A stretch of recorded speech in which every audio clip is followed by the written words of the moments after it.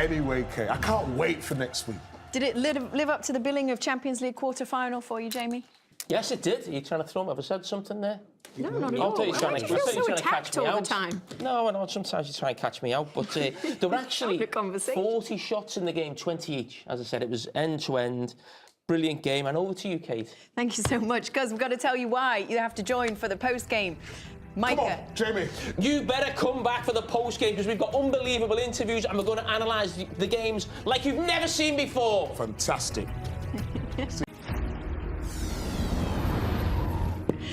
Hi everybody, welcome back. It is so good to have you with us. Kate Scott, Thierry Henry, Jamie Carragher, Micah Richards. Good to have you with us here for the post-show of the Champions League quarter-finals first legs that we saw today. Two being played today. Bayern Munich getting the job done at the Bernabeu in Madrid against Real Madrid. 2-1 the score in that one. And Arsenal beating Sporting in Lisbon 1-0. So 2 away wins in these first legs today. I kind of threw you a question just before we went to the break there at the end, but we didn't really get a chance to hear your full answer because we were short on time. You get 2, kind of, well, 4 even, well, maybe 3, European greats.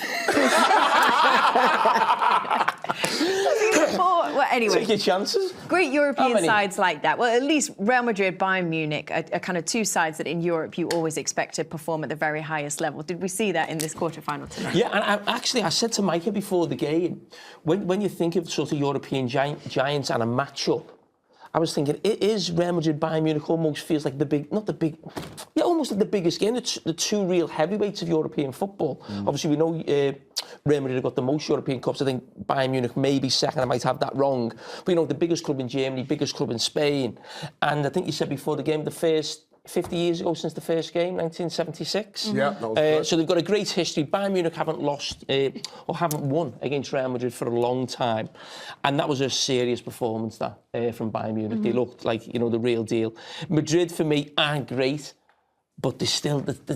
They're still in the game. You know, they get the first goal in the second leg and it's game on. But, yeah, for me, when these 2 come up against each other, it feels like 2 of the biggest heavyweights in European football.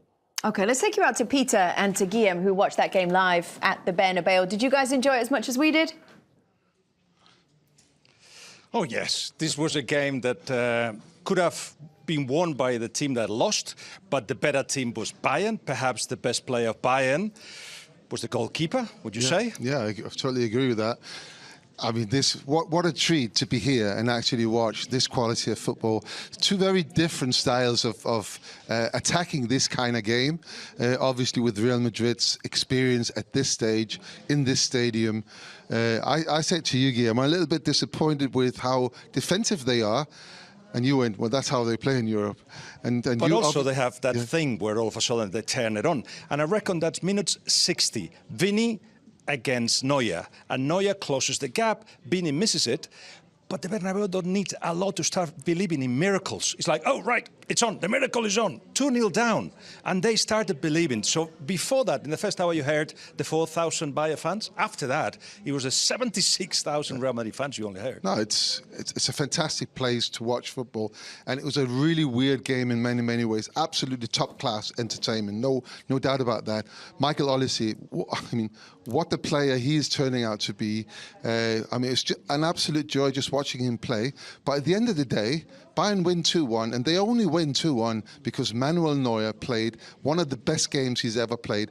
That save from Mbappe, just after forcing Vini Jr. wide, that save is probably the best save I've seen all season.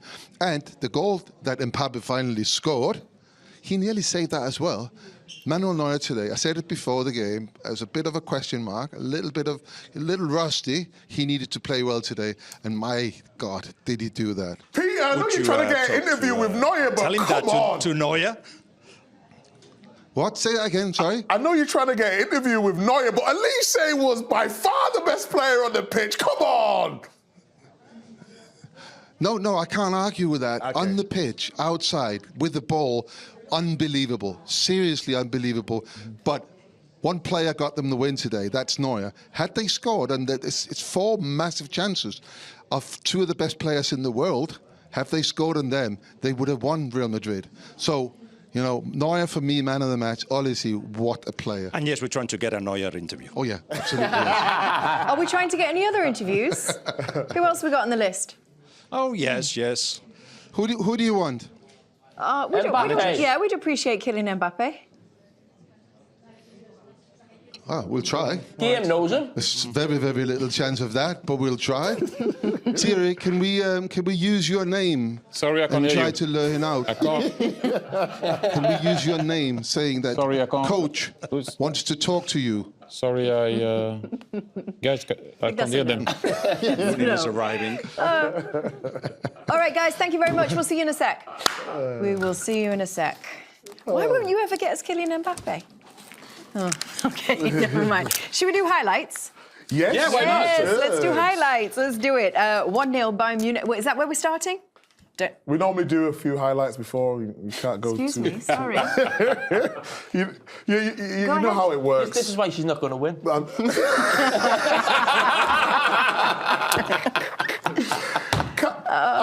got it, Ken, don't worry. Kylie, go and run it. I'll just ad-lib as we go through. When they start to move the ball like that.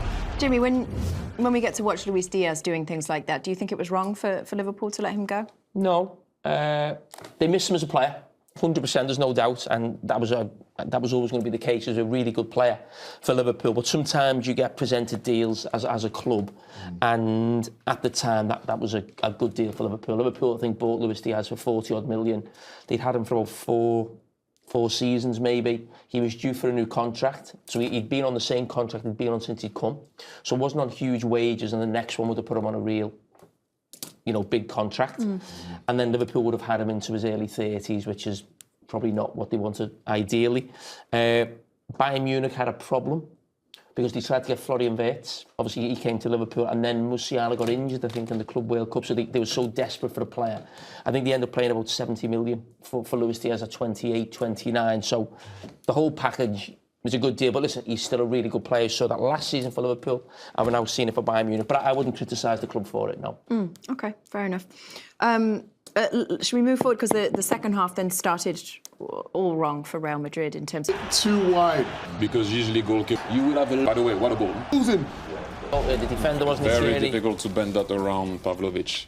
In all fairness, it was tough. Well, I guess to back up what Peter said, Manuel Neuer was given man of the match for that game, who we will hopefully speak to alongside Peter shortly in Madrid. But yeah, So Michael, Peter was right, not Micah? well, we can all agree, though. I think everybody here at the table thinks that Michael Olise was special tonight. Yeah, by far the best.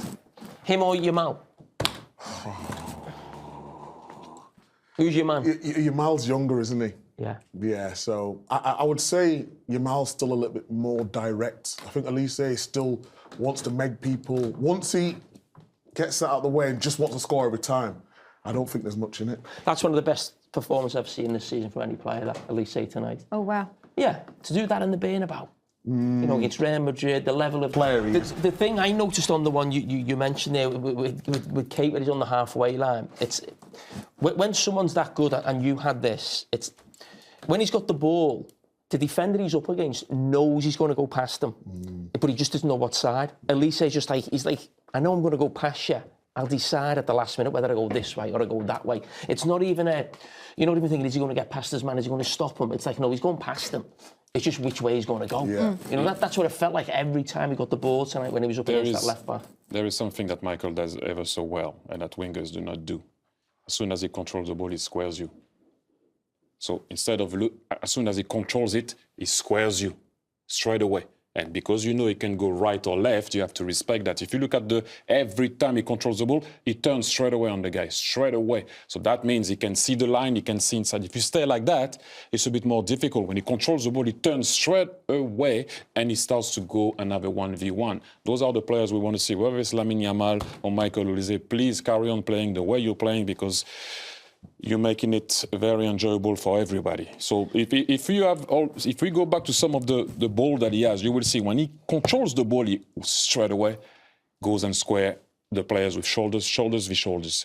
Because if you play like that, it's very difficult. As soon as you play like that, I can dummy going or not, or go inside, or I go on the outside. Whatever it is, you can choose your poison after defenders. But the big thing have is... a look. He squares him straight away. Come on, Chloe. Bale, right? Whenever we have him on the show, he seems so shy. Is he the type of player that just big moments do not faze him? Michael is a different player. He might be shy when you give him a mic or whatever it is. He has a certain way of thinking, a certain way of seeing life, just like he sees the game. But you give him a ball, it is different. He sees things that not a lot of people can see. He understands the game in a different way. He sees the game, as I mentioned, more often than not with his brain. So he doesn't look, and I mentioned that all the time, he doesn't look at the game with his eyes. So he's trying to imagine what can happen when the ball is released from the goalkeeper. You need to be in advance in your brain to see what's happening. Then he can dribble, we all know that. But he sees the game in a different way, like he sees life. So this is why sometimes people don't understand him outside of the field. But he's a lovely guy, great guy, but I can tell you what, he doesn't speak a lot outside of the field. But when he's on the ball, he speaks with the ball very well. All right, everybody, we're going to go to a break. We got so much more still to come for you after this break. Are we hoping to speak to Harry Kane? We're going to hear from Harry Kane. Okay, sounds good. All right, we will hear from Harry Kane, goal scorer on the night for Bayern Munich. We'll be back in just a second.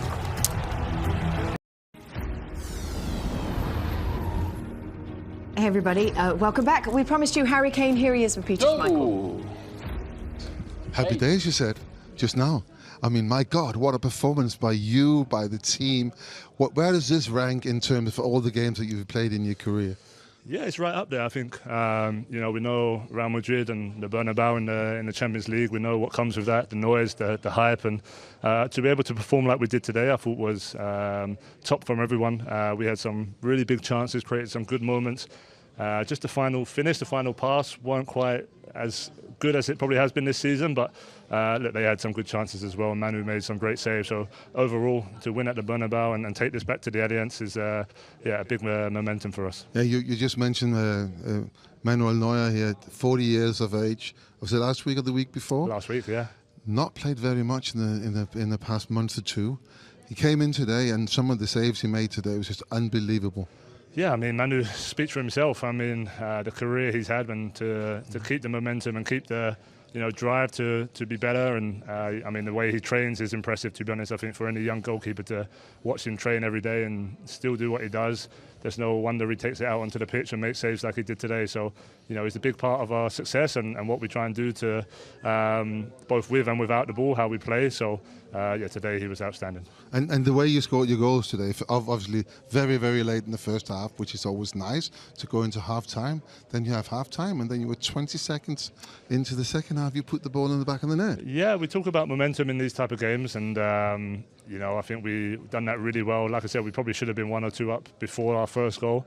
Didn't quite take the chances well enough, but then we got the goal in the right moment, come out in the second half, and we spoke about getting on the front foot and really trying to take the game to Madrid and to score that quickly is obviously a bonus. But obviously always disappointing to concede, but overall I think 2-1 we'll take and see next week. Yeah, 2-1, you go to next week, and today was an unbelievable match to watch. So thank you very much for that, and good luck for next week. Thank you. Yes, good to hear from Harry Kane. Can we take a look back at that goal and you just kind of talk us through the technique of it, Thierry? It's just knowing where you are, first and foremost. I mean, he's clever enough not to go into the box. He can see that everybody maybe Rudiger's going to block it. You don't really see the ball. By the time you think too much, the ball is bouncing under your arm, and it's very difficult to take it. But what I like with it is he didn't try to put any power, placed it, keep it on target, where the ball came from, goal. Do we expect Bayern Munich to take the same approach to the second leg next week? Yeah, I don't think they can play any other way. That's how they play. You know the last game they played, they conceded a couple of goals in that one, didn't they? Did they win 8-2? Atalanta. Was it? Atalanta. Yeah. Was it 8-2 that game? What I'm saying is... 10 something. But actually in the game... But the point I'm trying to make is, once the game's won, I almost felt won a little bit of 2-0. Normally, every team I think we've probably all played in will get everyone in their own half and just say, OK, we're not going to concede. They're going to have to take chances because they've got to try and get a goal. They're going to throw, and we'll counter-attack them. But it was an end-to-end game. But at one stage, Clive said, both the fullbacks are in the box. There's about 5 or 10 minutes to go. And you're thinking, it's 2-1 here. And I just think that's the way they play. Now, we'd love to watch it. That was a brilliant game to watch. As I said, 20 shots each, 40 shots in the game. You don't normally see that at this level of the competition. But it still could cost them. I think when we were doing the pros and cons before the game, we said that yes, that could cost them. If you like after the win, and I thought they were dominant, right?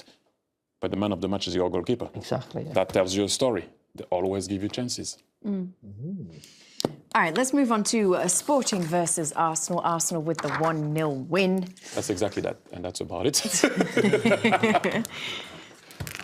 Should we do the highlights? Micah, I'm sure you know where they start. Why don't you take us through we're them? going to start with the Raya save, which was absolutely fantastic. Kylie can roll red, no problem. I've got your mates to run. What's impressive with David Raya, the Gabriel Martinelli here, he left.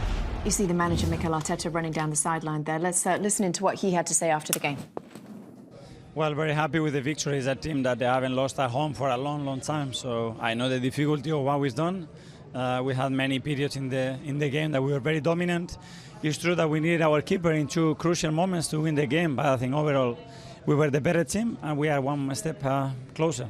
After 2 defeats, did you see the reactions, the performance you expected tonight? Yes, and when we talk about coming back to our identity and certain phases of the game, definitely I saw that tonight. And meanwhile, we'll remember what Sporting did against Bodo Glimt in the second leg of the last round, right? Do you think they'll still have belief that they could get something done in this game, or is it different now because they have to go to the Emirates for the second that was leg? at their place. Yeah, I think it'd be tough for them. Listen, we were watching the other game, or we were keeping an eye on that game. But even though Arsenal didn't play well, you didn't feel like they were ever going to be really threatened. Didn't feel like Sporting could really hurt them too much. It almost felt, when you're watching one game, it felt like a Champions League quarter-final. When you were watching Sporting Arsenal, it almost felt like a game from the group. There was just a completely different level of pace and probably quality to the game as well. So I think Arsenal almost just had them at ease, and we're never going to take a chance away from home. We're always going to get the 0-0, and if they could nick it, fantastic. Well, we got the reaction though, didn't they, from the players? Losing to Man City, losing to Southampton. You said it was a big game for them. What did that It was a big. mean? It was a big game. I wouldn't go along with it wasn't a great performance. They won the game. I know. We had a debate before, you know. But what I'm saying is, yes, so they won. And the big thing is for them to win. So it almost puts away, like, we've lost 2, we've won a game of football. But it wasn't a great performance. Yeah, but if that was Liverpool, that's a great professional performance away in Europe. I agree with you. But what I'm saying is, if Havertz hits the post, yeah. If Havertz hits the post, why did you hit the post? I know, but point if Vinicius scores, it's 2-2. Yeah. But it's not a great performance, really. Like, they played fantastic, was it? No, I agree with you. I'm not saying Why that. do you always argue with me and in the end you go, I agree with you? You do it every time. No. I respect your points. And like I said before, I think you're a brilliant analyst. I know that. But you said, but you said before the game, they need a reaction. I'm asking you. Yes. They got the reaction. Yes. How they did it is irrelevant. Exactly. It was about winning the game. Yes, and they've won the game. Correct. Is my point. No problem. That's it. But do you think if they play like that every game between now and the end of the season, they win the league? But they've been playing like that in the season, and they've been getting over the line. That's been the point, hasn't it? Well, we'll see. Did you think it was a satisfactory response? Were you happy with the performance? I told you, they won away from home. Let's see what they can do at the Emirates. I will talk at the end. Okay, we're not saying Arsenal was scintillating. We're not. They weren't. It's just about the performance. That's it. Thanks, Mike, Yeah. for the extra. And by the way, you thought I was tensed. Those guys are tense. Okay, everyone, we're going to go to a break. We will be back in just a second after this commercial break. Stay with us.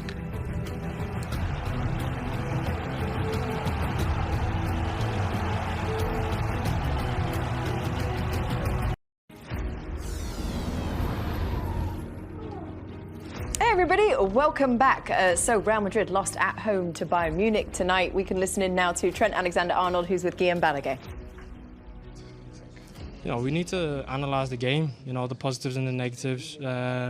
We've seen where we could exploit them. We've seen the areas in which we were able to create chances and their weaknesses, but, on the other side of that, where their strengths are. So it's about, limiting their strengths and exploiting their weaknesses, which I'm sure, the manager and the coaching staff will analyse and dissect the game and come up with a game plan for us to go over the next week and win. Neuer was man of the match, so you did a lot of things good. So I guess that's the thing to build on from.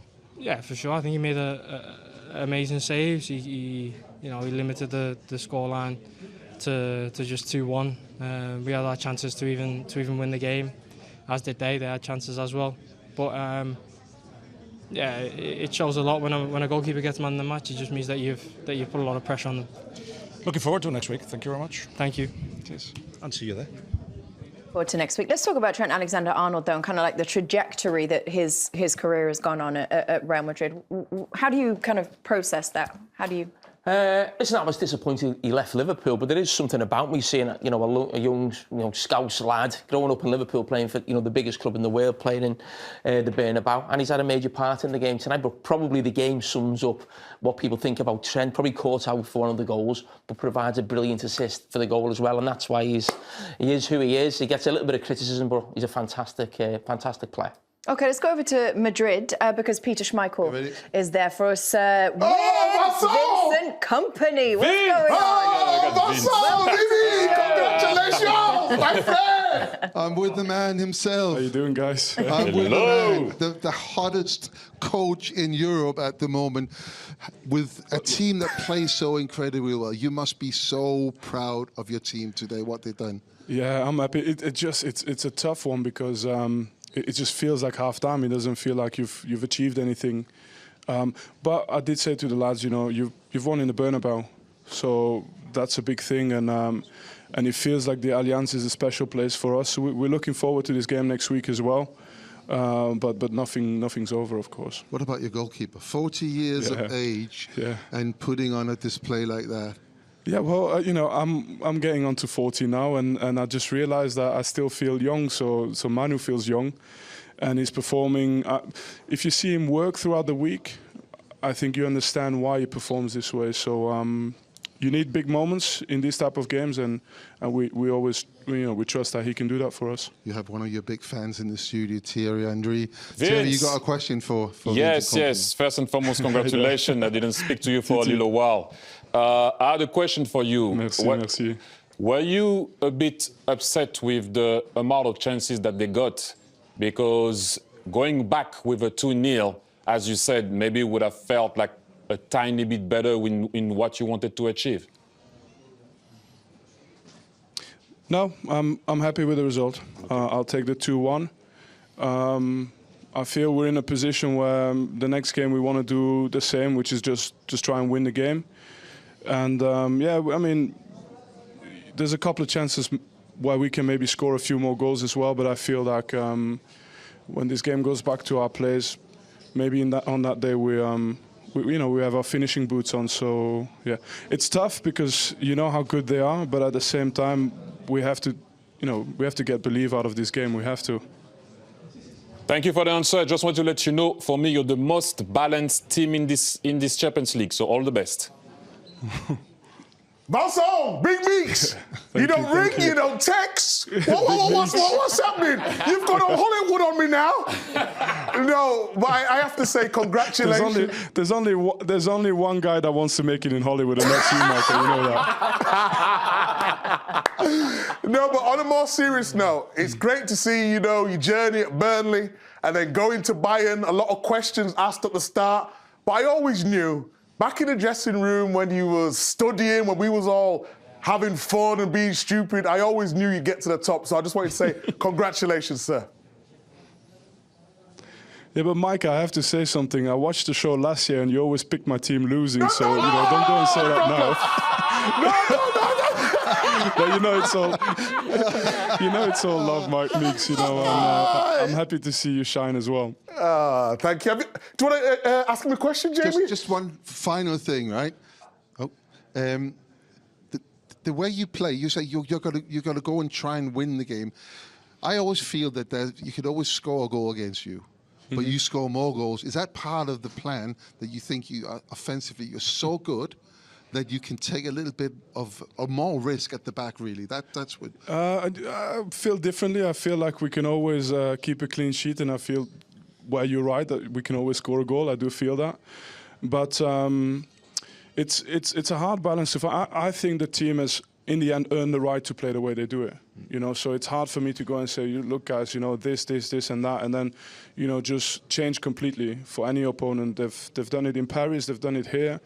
They've earned the right to be that team, and I remember when I was lucky to be a part of some very good teams, the biggest thing you want to have in these type of games is that you can still be yourself, And then after that, with the talent on the pitch, it's margins. But we can make those margins fall in, in our favour.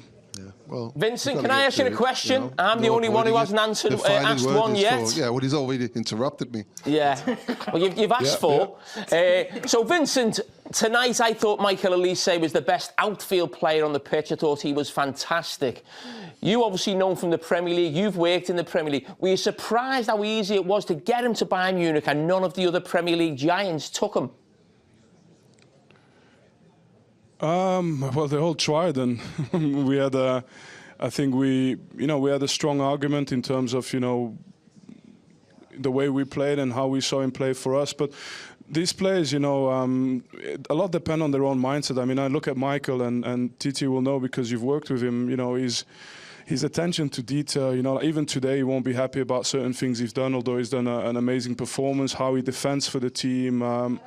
It's never finished. So it's an easy job for me as a coach, and the main thing is to back them and give them a little bit of sort of a push just to make sure that they never settle with what they've got. And Michael was going to succeed anywhere, to be honest. Thank you very much for doing this. Thank you. Good luck. See you next week. Thank you. That's all before you go. Hey, Last one. Vincent Kompany. Come on. No, it's gone. No, I'm there. Who's your favourite on the show, man? You know how this works, baby. Let's go. No, Big Meeks all day long. Yeah! Victory! That's an easy win for you, that one. Yes! Ciao! Yeah. Dear. Peter, stay there for us, please, because obviously goalkeepers a big theme kind of across both of these games today. So we want to get your thoughts on some of that. Manuel Neuer, we already kind of talked about briefly. Do you want to expand on anything you said? No, but he played an unbelievable game till very, very late. But he was 40 not long ago. He didn't play like a 40-year-old football player. And I think I just had a little word with him who was out here, and he kind of agreed that it was probably the best game he's played in many years. And I think he needed that. I think he needed to get back to that point where he had that kind of self-confidence that I'm actually a really, really important part of this team. Don't forget, Urbik is a young goalkeeper who stood in for nearly 13 games, I think. He's not played. He's actually played quite well. He was in that game in Atalanta, and he's kind of pushing and pushing. So I think Manuel Neuer, he needed this game, and he was absolutely outstanding today. Very good. Wow. Peter, this is us saying good night to you. Thank you so much. Enjoy your evening. We will see you tomorrow in Paris. Safe travels. God bless you. See you soon. OK, everybody, we're going to go to a break. We will be back in just a second. We're coming back. Stay with us.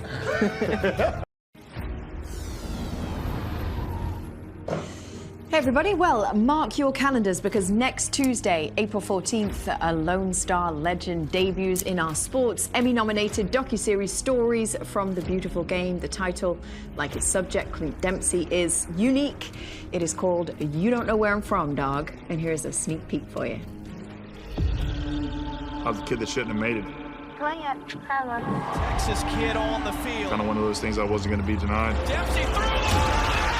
Had Clint been any different, we wouldn't be here talking about him, talking about the legend that he is, because he would have failed. He had to be himself. What's he saying? You don't know where I'm from, dog. I'm from the oldest town in Texas, Nacogdoches.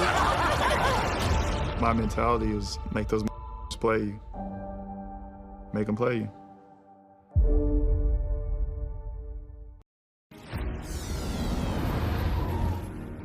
Hey, welcome back, everybody. If you were with us in the pre-game, then you would have seen Thierry give us some really interesting analysis up at the big screen about Real Madrid and the shape of Real Madrid when Kylian Mbappe is on the pitch. Do you want to talk us through how you saw that play out tonight? Well, we talked about that they're 4-4-2 off the ball. When they're on the ball, Vini is allowed to go high and wide. But in that game that we analyzed just before against Osasuna, Kylian, more often than not, were not patient enough to stay inside as a 9. Sometimes he was going too early on the right. And so we showed, for example, he gave that ball in that game against Osasuna. And when you're in this type of situation, look at all the players that are there to play. Go, position yourself as a 9. Obviously, on the goal tonight is different. He was already there. But in that game, sometimes he was coming out of that position. And just imagine if he had gone there, and you will understand why I show you that, more often than not, if he does that, if he stays there and he doesn't go and play, make a run there, no, let him go in the box. And then what happened? You can tap it in. As simple as that. If he does that more often than not, the issue that you have when you have quality, I'm not having a go at people that don't have quality, but they accept to be more patient because they know they don't have the quality to go and get the ball and dribble past people or play on the right or on the left. So they wait. They have to be patient. They don't have your quality, Kylian. So what's difficult with Kylian sometimes is because he knows that he can create, he can do whatever. We saw he could have scored some wonder goals tonight, but you can also add the tap-ins, and I'm so happy that's what he did tonight. So is that a player problem or a manager problem? He's also a manager problem. You can force it to him, but it's very difficult to go against your nature.